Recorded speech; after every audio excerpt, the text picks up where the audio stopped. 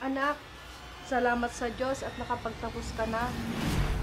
Oo, dahil sa pagsusumikap ko yon at dahil na rin sa tulong nila Lola. Kala mo naman, may tulong sa pag-aaral.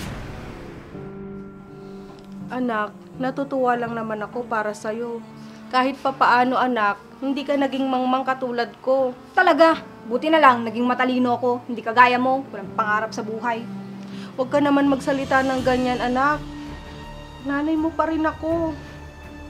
Diyan ka na nga.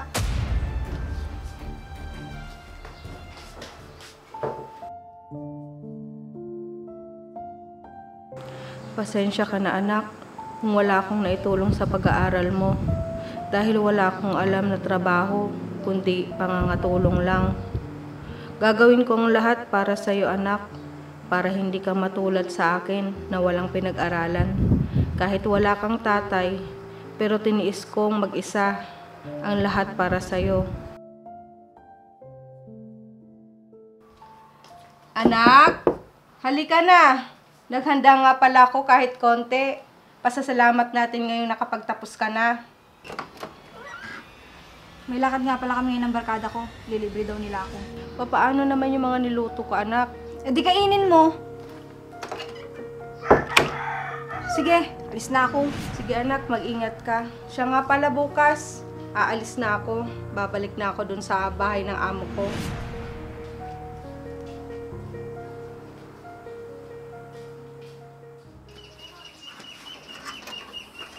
Oh, Marga, saan tayo? Doon kila Migs, magiinuman tayo. Ayos lang ba sa nanay mo? Nagpaalam ka ba? Ano ka ba? Ayos lang yun. Di naman niya malalaman dahil aalis na siya bukas. Sigurado ka ha? Oo, tara na. Baka nag-aantay na yung mga yun sa atin. Sige na nga. Pero saglit lang tayo dun ha? Oo, akong bahala sa'yo. Sige, tara na. Migs, matagal pa ba yung niluluto mo? Oo nga, wala kaming pulutan dito. Ano ba yan? Sandali na lang to. Napaka-mainipin nyo naman. Sandali na lang yun.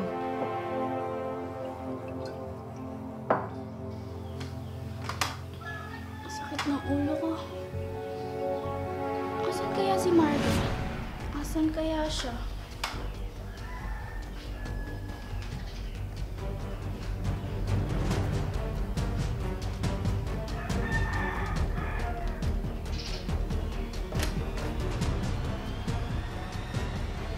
Marga!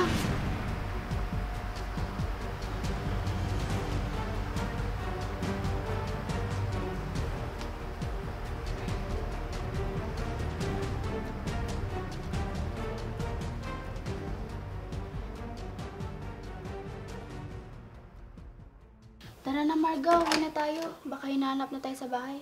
Oo, tara na. Uwi na tayo, Raizel. Raizel, huwag mo ko susumbong kay nanay, ah. Kayo ba ni Migs, Marga? Hindi, Raizel. Nalasing lang siguro kami parehas, kaya nagawa namin yun. Paano kung nabuntis ka ni Migs? Hindi ko alam, Raizel. Mataas pa yung pangarap ko. Maghahanap pa ako ng magandang trabaho. Yan na nga ba sinasabi ko sa'yo, Marga? Makulit ka kasi. Dapat hindi na lang tayo nakipag-inuman. Nangyari na ito. Anong magagawa ko? Bahala ka na nga. Tara na, umuwi na tayo.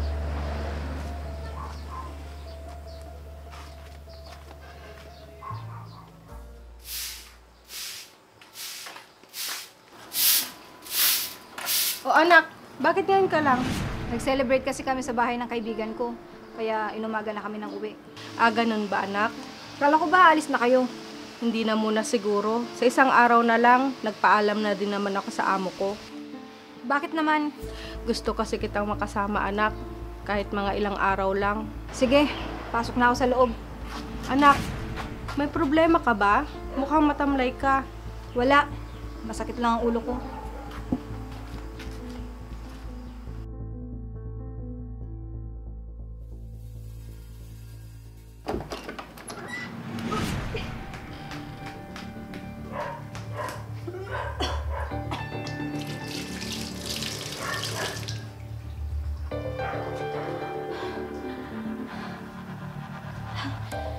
Bakit ganito yung pakiramdam ko? Marga? Marga? Si Raizel yun ah. Marga? Ano kaya nangyayari sa kanya? Oh, Rizel, ikaw pala. Marga, anong nangyayari sa'yo? Bakit ka nagduduwal? Hindi ko nga alam. Paggising ko, masama na yung pakiramdam ng sigmura ko. Baka naman may nakain ka. Wala nga akong ganang kumain eh. Magpatingin ka na kaya sa doktor. Tara, samahan kita. Sige, sandali lang at magbibihis ako. Sige, antayin kita dito. Bilisan mo ah.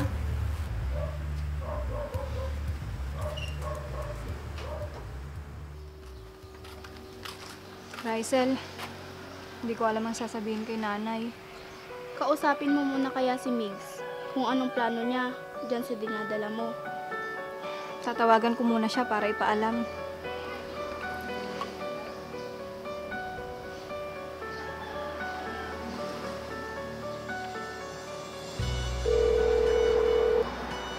Hello, Migs. Bakit, Marga? May kailangan kang malaman. Bakit? Ano naman yon? Buntis ako. At ikaw ang ama. Ano? Baka nagkakamali ka. Alam mo namang may kasintahan ako, di ba? Oo, pero sa'yo ang batang dinadala ko. Paano naman kami? Hindi ko pwedeng panagutan yan, Marga. Magagalit ang kasintahan ko. Mahal ko siya, alam mo yan, di ba?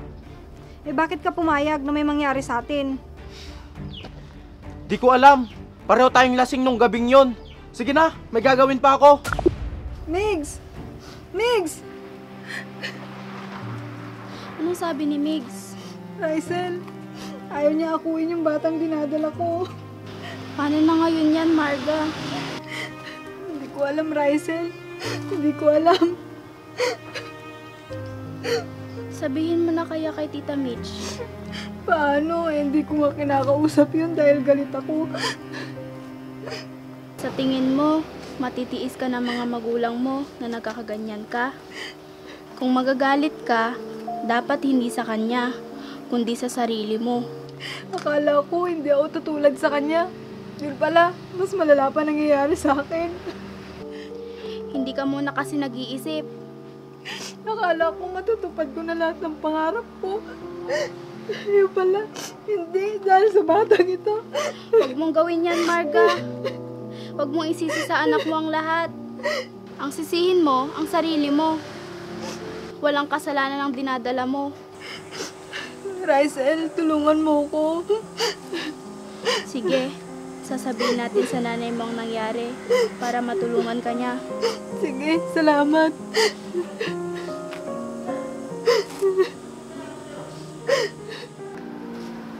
Anak, nakausap ko na pala ang mga magulang ni Migs.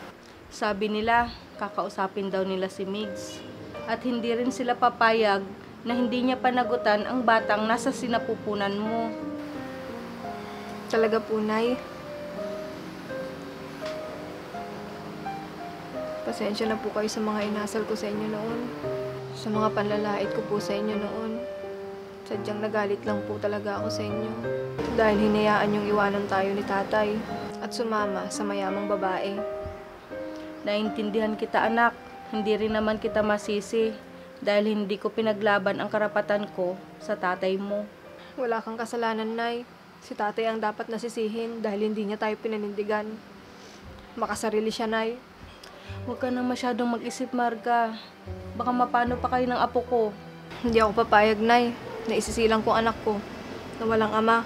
Ako rin, anak. Ngayon, ipaglalaban na natin ang karapatan ng anak mo. Tama po, Nay. Gagawin ko din ang lahat para sa magiging anak ko. Kakayanin natin yan, anak. Opo, Nay. Salamat po at hindi niyo ako pinabayaan. Anak, anak kita. Walang ina ang gustong pabayaan ang kanilang mga anak. Mahal kita, Nay.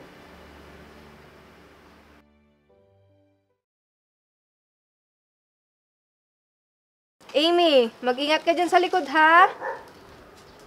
Oh, mahal. Asan pala si Amy? Sa likod, mahal. Naglalaro kasama yung mga pinsan niya.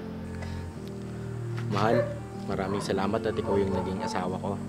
Ako rin, nagpapasalamat sa Diyos at aksidenteng naging tayo. Kung hindi, wala tayong anak na mabait at maganda ngayon. Oo nga. Nagtadhana nga naman.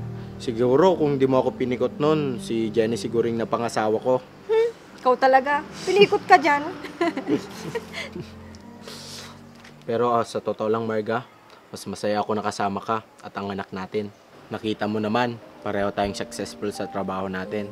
Magpasalamat din tayo sa mga magulang natin. Oo, mahal. At kahit ano pa man ang nagawa nating pagkakamali sa kanila, pinatawad nila tayo. At itinama nila ang mga pagkakamaling nagawa natin sa buhay.